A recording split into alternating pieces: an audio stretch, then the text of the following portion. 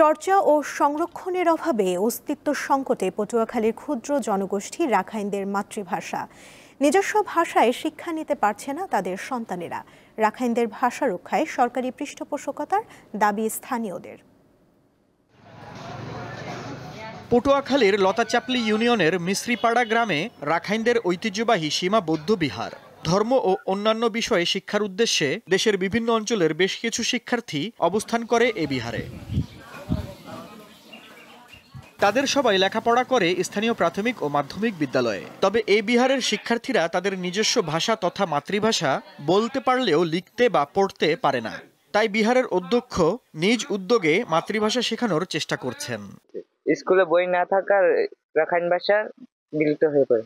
আমাদের রাখাইন ভাষা লিখতে পারে না, পড়তে পারে না, কিন্তু বলতে পারে।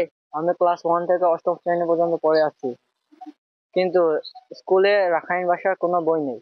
প্রাথমিক ও মাধ্যমিক স্তরে রাখাইনদের ভাষা শিক্ষার জন্য আলাদা বই ও শিক্ষক না থাকায় হারিয়ে যাচ্ছে তাদের মাতৃভাষা।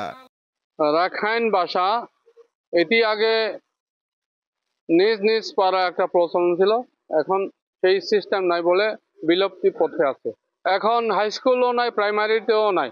তাই আমি যতদূর সম্ভব কিছু ছাত্র নিয়ে 20-30 জন নিয়ে আমি চেষ্টা করতেছি। আর যদি সরকার এইটাকে পদক্ষেপ নেয় তাহলে আমি এইটাকে বড় আকারে করে আমি এইটাকে চালায়া নিতে পারবো। রাখাইন ভাষা রক্ষা ও স্কুল নির্মাণের দাবি ঊর্ধ্বতন কর্তৃপক্ষকে অবহিত করেছেন এই কর্মকর্তা।